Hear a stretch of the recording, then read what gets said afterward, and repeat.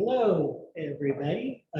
Welcome to another culinary class here at Basics Market. My name is Sam, and I'm a chef here with Basics. And today we're going to be talking about steak. Um, we're looking at a few different cuts, and we're looking at a recipe. The recipe is this grilled beef with Greek island flavors. So we will go through that recipe and also talk a little bit about steak and hopefully answer some questions. Um, one of the one of the exciting things for me coming to work with Basics was the idea of such a vertically integrated business where we're looking at growing everything um, in a lot of our products, growing with the beef in particular, we're looking at growing the feed and then processing the beef and selling the beef and then even making products with it. So with the vertical integration, you're looking at a business which uh, has control over every aspect. And we have this wonderful Silver Sage is our brand of beef, and it's organic. So all the stages of the beef are organic as far as feed, and then the beef is treated really well. The steers are treated well, and the whole process um, ends up creating a really beautiful steak. So all of our 5 locations have butcher shops, and one location in Beaverton actually is a meat market, and they have all kinds of meat there and stuff that we raise. Um, so when you come into the markets, make sure to talk to the butchers about the beef, is what we're looking at today, but we also raise chickens and turkeys. Um, and I think we're going to get into some pork pretty soon here. So the butchers have a great knowledge about all these products, and they can point you in the right direction. Um, so let's look at a few cuts of steak here. Um, I have some notes from our Steak 101 class that was designed by one of our butchers, and one of the things that he says right in the beginning, which I really appreciate and helps me relax into this class, is he writes, "Don't overcomplicate it, keep it simple and fun." And I think that's that's good, a good note. And as a chef, sometimes I will try to overcomplicate things, and um, so I am not going to do that. And I think that's one of the really neat things about working with a good piece of meat is, and one of the important things about finding a quality um, piece of meat is that it in itself, it has everything you need. I mean, a little bit of salt and pepper really, and you just want to let the steak shine, right? Um, and so that's why it's important to buy like an organically raised a well-treated beef. Anyway, you'll get a lot of benefit out of with the flavor and so forth. So choosing the right steak. So we have there's I have a couple kind of popular cuts here. This is what I'm going to be cooking off for the class that I've already rubbed with the marinade, and this is that Greek island marinade. You can see it's very herbaceous. And speaking of simple, this Greek recipe here, Greek inspired, I put it together trying to keep it just at 5 ingredients, and those ingredients are speaking um, to that essential Greek flavor profile. So this is in New York, and then this is a ribeye, and those are both, I would say, my favorite cuts.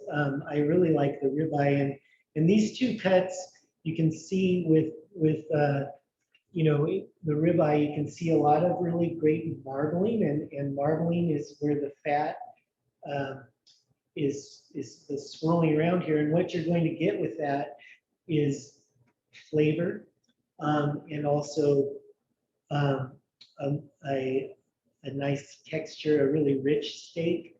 Um, and um, you should go for that if you're not eating steak all the time. You know, go for something that has some marbling in it, and it helps with develop a really good flavor. Some of the leaner cuts though are also um, excellent. And all these cuts have pretty good marbling. And again, it's because we're working with just such quality meat. This here, a couple of the lesser known. So we've got the ribeye in the New York, which you're probably familiar with. But our butchers cut all kinds of steaks with. Some are a little lesser known. The culotte is a lovely steak at a little less expensive price point, and it's tender, and so they can tease out like some really nice tender pieces, which are kind of smaller steaks that are in between muscles and things like that. And then let's look at this culotte for a minute, because we can look at what is called the fat cap here. And so this fat cap, you know, you can either leave it on, and it's a little tricky sometimes on a grill, like a fire grill, because this will melt and it can create a lot of flames. So you can also either just shave it down, where you're just going to kind of cut it thinner, right? Um, and that's one way, and that's a way to leave like some of that fat on there to baste your meat. Otherwise, you know, you can also just cut it off. Um, and so like this culotte is it's a great for the grill, and any of these steaks would be great for the grill or seared in a skillet or a saute pan. Um, and this culotte would also lend itself nicely to slicing up for like a stir fry or something like that. The bavette is a steak where we can really look at the texture, right? We can see the way the grains are, and that's something to consider in steak is is the way the grains run on beef. You're looking at these long strands of muscle, and here on the skirt steak you can see it also, and flank steak is a great example where you really see those stratified long pieces of muscle. And so one thing to keep in mind is after you cook this steak, or if you're cooking it, say for a stir fry or something like that, you want to cut against the grain, right? So so what you're doing is you're shortening those long strands, and that will make for a more tender bite.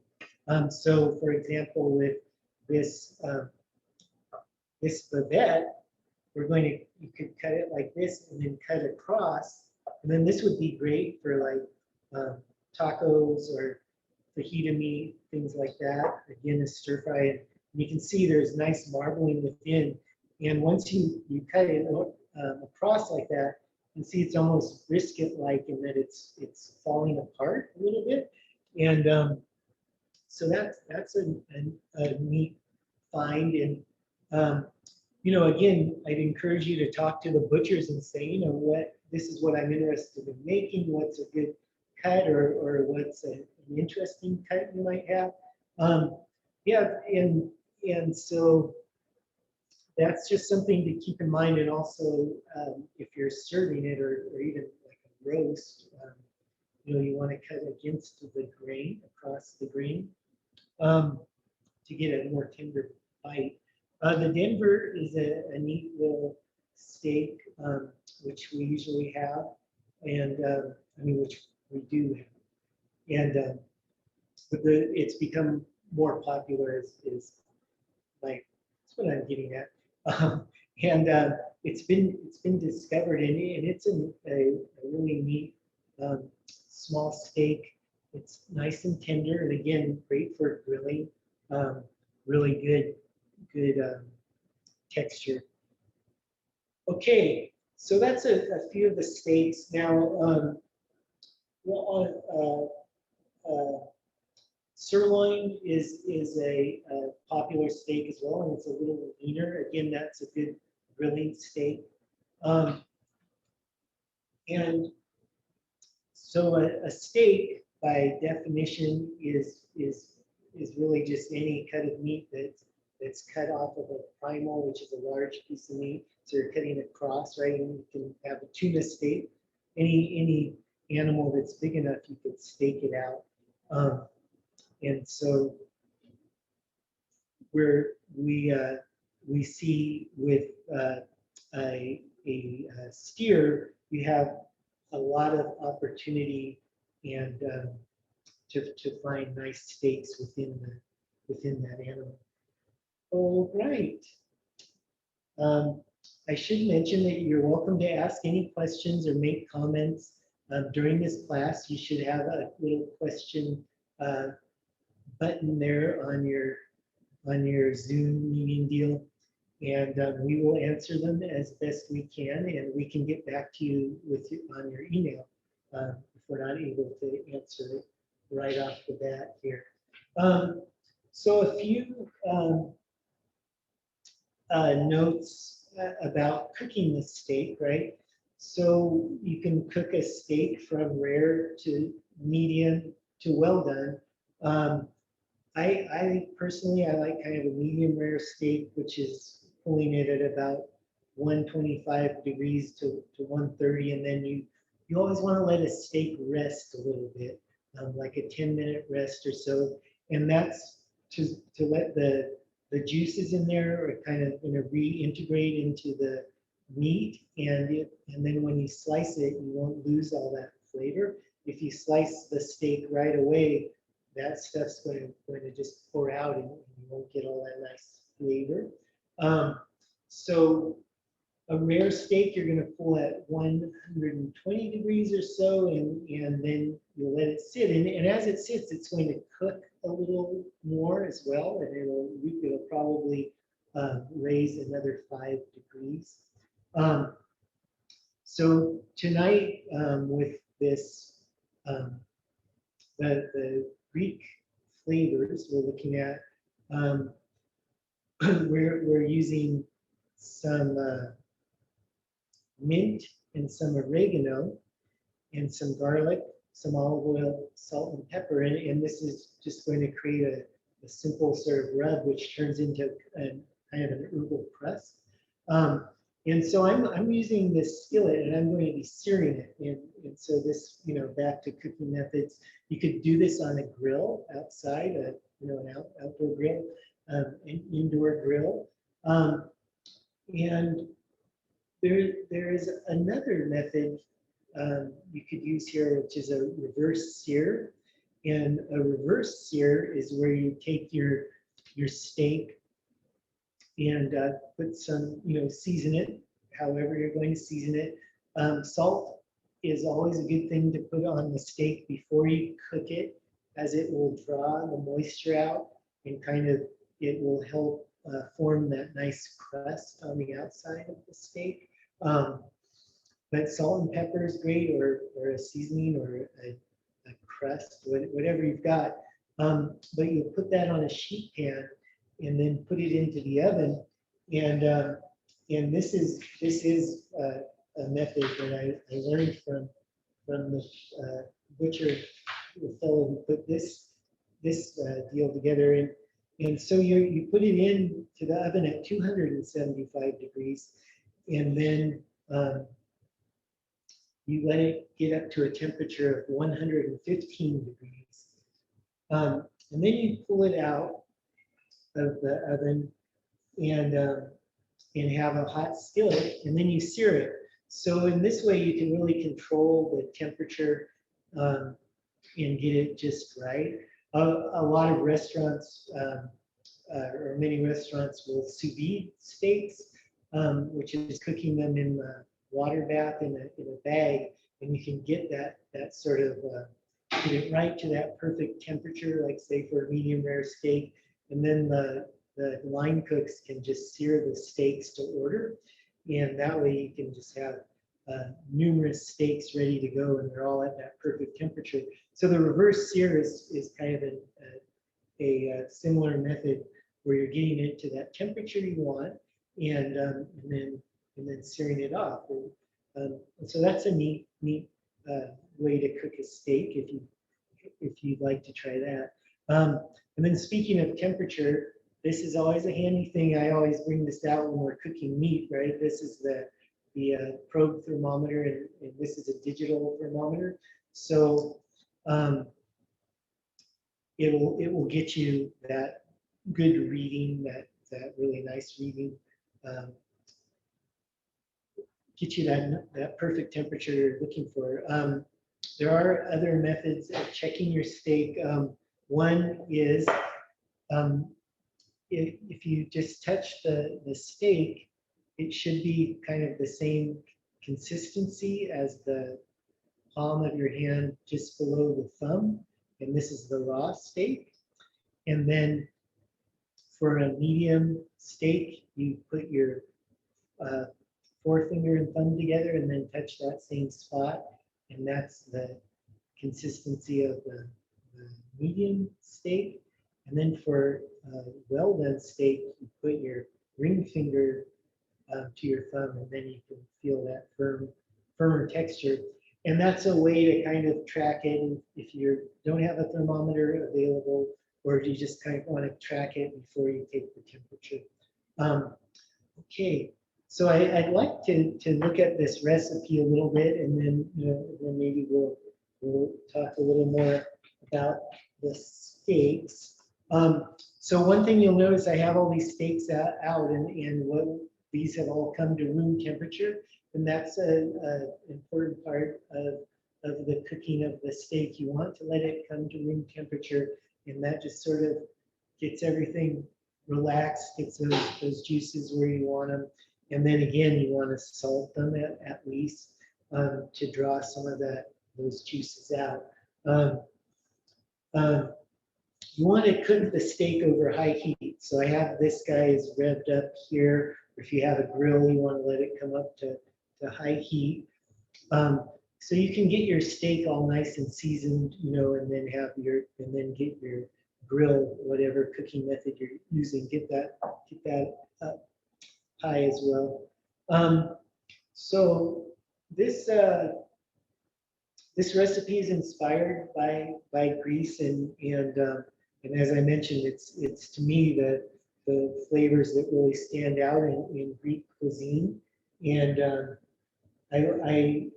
this always reminds me of I did have the opportunity to travel in Greece a little bit many years ago, and I was backpacking, and I had nothing as fine as a steak to eat, but I probably dreamt of eating something like this.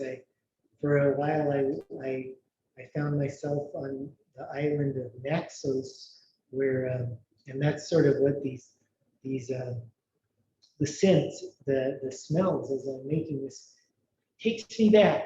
But this island of Naxos is where these shells roll up on the beach there, and jewelry makers from all over the world go to this island to collect the shells. And I think it's in October. In the fall, they wash up on the beach, and they're a little spiral shell, and they collect them, and then they make jewelry for the year. But so they camp out there on this cove, and then they leave, and I arrived as everyone had left. But I found at the end of the cove this bush had been hollowed out, and there was a little fire pit built in there, and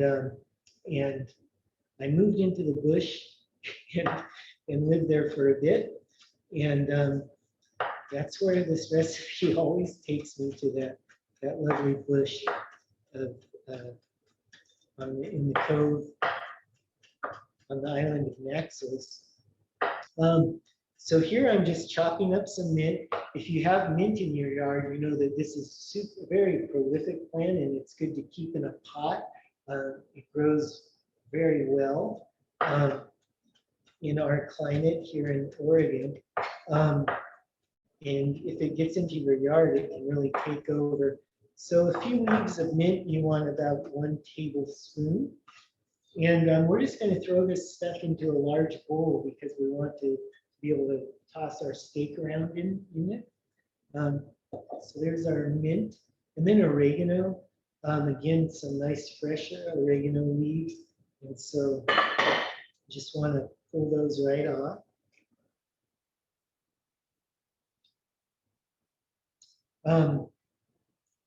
And chop those guys up.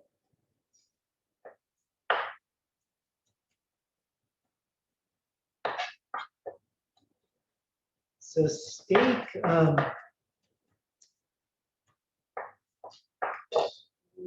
is often, we have the American steakhouses, and it's become a, with all the land and space we have in America, and we grow a lot of, or raise a lot of beef. But the origin of steak can be traced back to Scandinavia, and that's where you see the first recipes mentioning a steak. And then Florence, Italy, actually was quite famous for their steaks early on, like in medieval times and so forth. So again, it's one of these dishes that's traveled around. But I'm sure at some point everyone thought of chopping up an animal into a size that is easy to cook and manage, and then again cutting in a way that when you get a tender bite after cooking, and looking at those grains. And then some steaks, you'll see the grains will run in different directions, and that's always interesting too. It just shows like where different muscles are connecting, and things like that. You can see again, I'm going to continue to point out the marbling on the ribeye is beautiful. All right, let's look at this. So we've got our oregano and our mint, and then garlic. So I've had that garlic soaking in a little warm water, and that's just to facilitate the easy peeling of the garlic there, and it's not sticking to my fingers. So that's good. I'm just going to chop that up, and you want to mince it up pretty fine. So the way that this recipe works is, you get your steak into this state here, covered with this nice rub, and then you can make your yogurt sauce and your tomato salad, and this is just a really good summery dish. Once the tomatoes really start hitting, and the cucumbers, it's nice to have something to do with that stuff when they're all good and ripe. So it comes together really quickly because while your steak is sitting there absorbing all those great flavors, you can be making your yogurt sauce and your tomato cucumber salad. So here we have 2 tablespoons of olive oil. I'm throwing that in there. And then a pinch of salt and a pinch of pepper. And Sam, we had a question. Yeah. Someone would like to know if you could point out the different steaks again that are in front of you and turn the pan so they could see the writing. Because I think we have it turned the other way. Oh, yes. So there we go. Thank you. Sorry. But you want to just point those out and Yeah. just so they can be sure what we're looking at. Thank you. Yes. Yeah, so let's see, this is a good time to do that because we need to choose one to pop in here and, you know, I mean, let's, so we've got the culotte here. And again, the culotte is a nice small steak, good and tender, flavorful. I mean, you know, all these are are great. The culotte would be a good griller or seared steak. The Denver is this one here, a good value, and again, just a tasty little steak. On the ribeye, we're looking at that marbling. It has the plenty of rich fat attached to it, which can either be trimmed or left on, depending on what you're looking for. Skirt steak. This has this real stratified musculature here. This is really a great steak to say cut again across the grain, and then you'll get nice tender pieces for stir fry or tacos, things like that, or just have it on the grill. And these sorts of steaks, like a skirt steak or a flank steak, are also the kind of steaks that are really good for like stuffing. So either slicing in and making a pocket, or you can roll and put stuff in and kind of make a spiral, and that's always fun. And that's something fun to do with a flank steak, like say, some sauteed spinach and mushrooms and onions, and just put that out on your flank steak and roll it and tie it. Skirt steak, same sort of deal. And then you got your bavette, and the bavette is a anatomically it's close to a flank steak on the steer, but a little bit different. And the bavette is again, it's a nice tender steak. You can really see the grain on it. So the bavette and the culotte and the Denver are kind of your more unusual steaks that we have available in our butcher shops, and they're really worth checking out.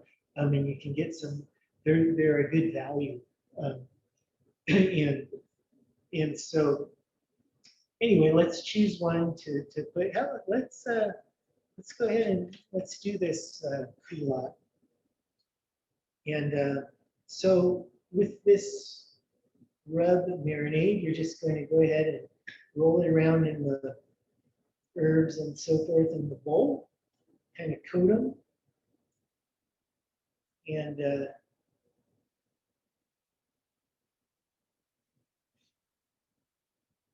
then just let it sit. And that's all you need, And then by the time you're done making your yogurt sauce and your tomato cucumber salad, your steak is ready to cook. Okay, so I've done a lot of that ahead of time just to keep things moving here with the class. And so I had some cherry tomatoes. I just simply cut those in half, gave them a rinse. Always rinse your vegetables.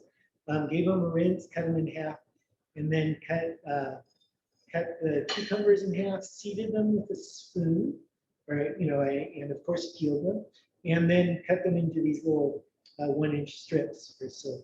And then I put them in this colander and salted them, a little salt and pepper. And so the salt draws out the moisture, just like with the steak, right? But here we are, we're looking to crisp these vegetables, so they'll stay nice and crisp for us. And that's all that's about. And so we can go ahead and we'll throw these into our bowl here. This is the tomato, cucumber, and a little squeeze of lemon juice.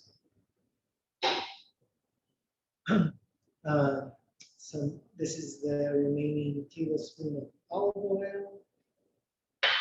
The rest of the other, so there's 3 tablespoons of olive oil total in this recipe. 2 go into the yogurt sauce, 1 into your cucumber tomato salad.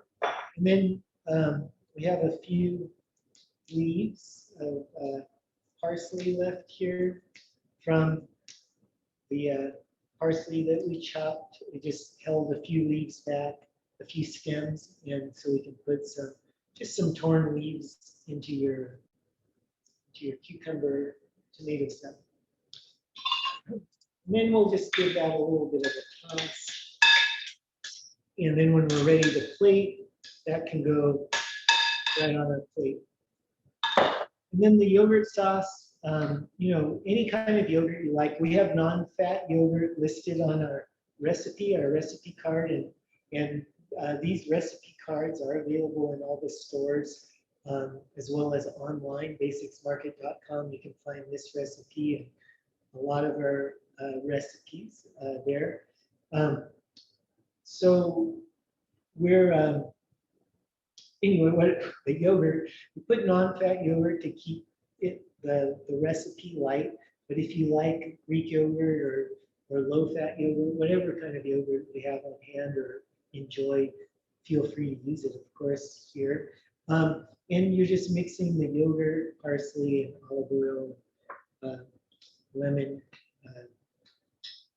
juice there. So 1 lemon is enough to cover all these deals. You have your lemon zest on the steak. You have, lemon zest on the steak, right? I forgot to put that in there. Let's do that. So a little zester.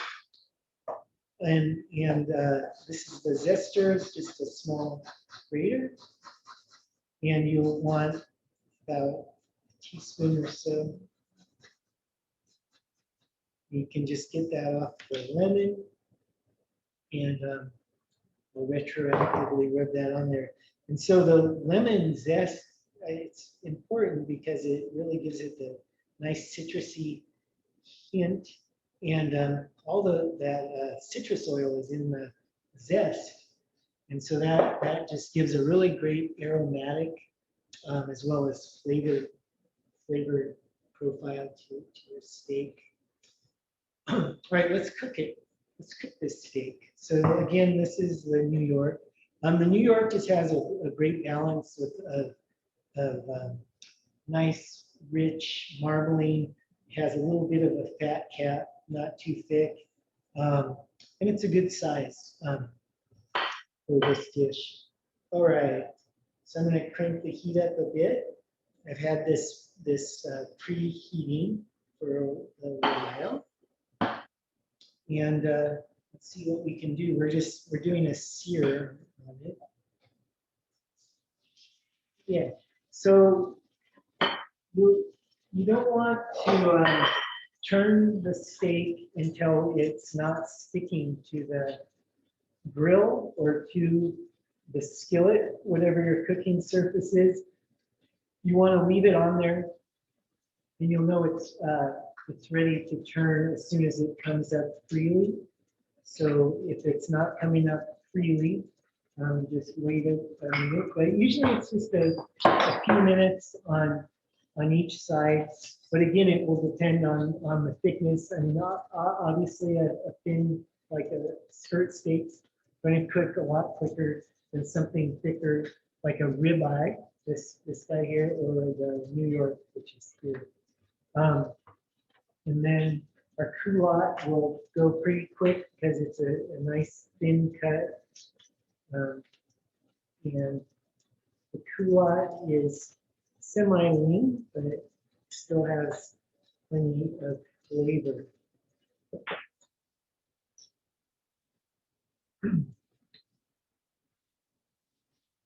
Sam, we had Yeah. a question. Yes. Somebody would like to know why the New York steak is called the New York. Boy, I do not know, but we can have our research team look that up. That is a good question. You know, I don't know. I think someone's going to go run and ask one of our butchers, and really, the butchers are the people that ask and a lot of this stuff. All right, let's see. So a spatula or tongs are good tools when you're working with the steak. We got a nice sear on that side. And what's going to happen with this particular recipe is you are going to get some dark color with the herbs as they'll toast up a little bit here and there. But what this is really is we're creating this really great herbal crust. And the garlic will get toasted and the It smells good. the herbs will smell good, yes. So we have an answer Okay. from our researcher, also known as Google. Yeah. So I'm going to read this because it's super interesting. Okay. Delmonico's restaurant, an operation opened in New York City in 1827, offered as one of its signature dishes a cut from the short loin called the Delmonico steak. Due to its association with the city, it is often referred to as a New York strip steak.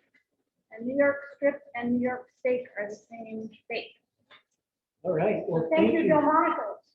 Thank you, research team. Okay. All right. So let's go ahead and let's do a little bit of the old, just for fun. So I'm looking for a medium. That's still feeling a little bit softer than, oh, it's getting there. So let's have a look with the thermometer.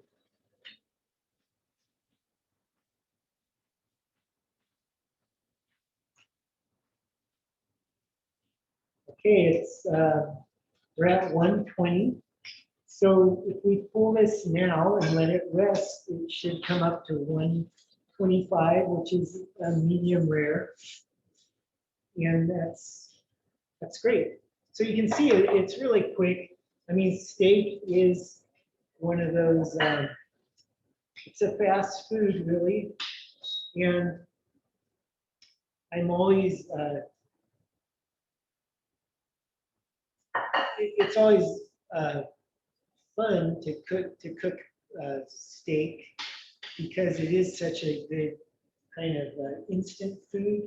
Really, you know, in any meat, the animal has done all the work for us. It's gone and collected all the grains and grass and sunshine and everything and stored it, and then we're able to just eat this piece of meat and get all those benefits, nutrition benefits and so forth.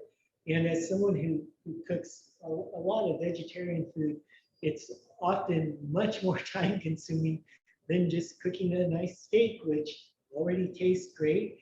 And anything, you know, you add to it is just icing on the steak, so to speak.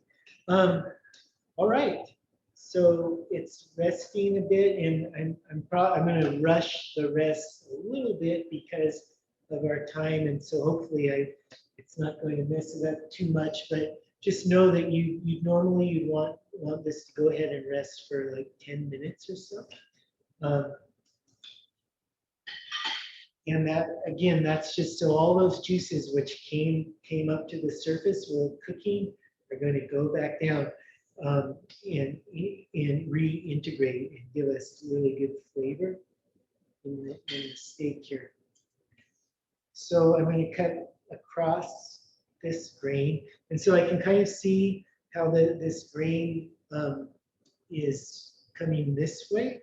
So I'm going to look for the spot and just cut across. So this guy's rare. So we can let it go a little bit longer. While you're doing that, we did have another quick question. Yeah. So when you're cooking a steak, like Yeah. you are on a skillet or on a stovetop, do you usually put oil in your pan first, or do you just put this salt the steak and then put it right down on the surface? What's the best method? Well, you can lightly oil your surface. Definitely with a grill, you want to lightly oil it so you don't get sticking and with the skillet too. But again, it will depend on, like this New York has that little bit of fat cap, which I left on, and that's going to release some nice oil, which will lubricate the skillet. So it kind of depends on the cut. If you're doing a meaner cut, like this Denver, for example, there's not much fat on that at all, so you might want to lubricate a little bit. And then also we have a little olive oil in our rub here. So it's it kind of depends on the cut, but for sure on your grill, like your outdoor grill, you want to oil that a little bit so your steak doesn't stick to it. Yeah, I think lightly oiled would be best practice just to make sure. All right. So what's happening is it's just not, I'm not letting it rest long enough, but so it's going to be more towards the rare spectrum, but we'll just slice it. Would you ever finish it in the oven, like put it into a hot oven? Yeah, you could definitely do that. You could finish a steak in the oven, and then we talked about the reverse sear where we started in the oven and bring it out, and that's really a good way to ensure that it's cooked just where you want it. So for setting up this dish, the Greek island inspired steak, just take a little bit of our, let's start with the yogurt.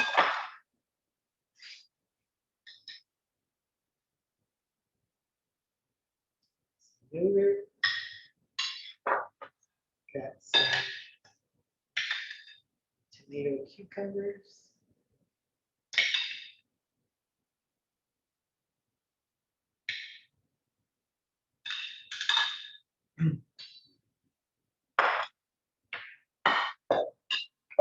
A nice rare steak, but it is pretty, and you can see it has really beautiful color, and again, that's just a really a healthy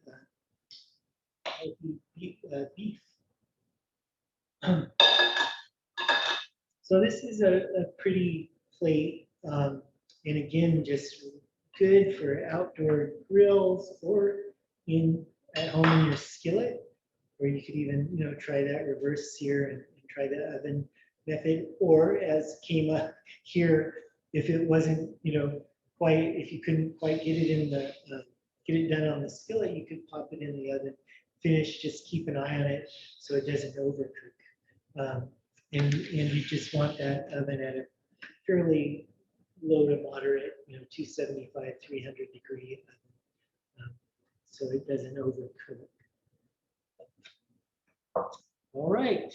Well, thank you so much for joining us tonight. Again, my name is Sam. We'll be looking at some chickens, which we also raise here at with our basics market. Food systems, and playing around with the chickens next week, next Wednesday. Please join us.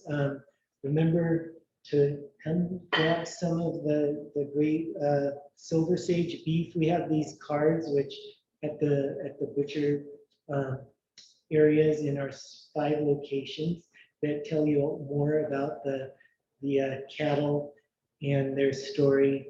And you can, and please do talk to the butchers about the meat. They'll like to talk to you about it. I had a lot of fun tonight. Thanks again, and happy cooking.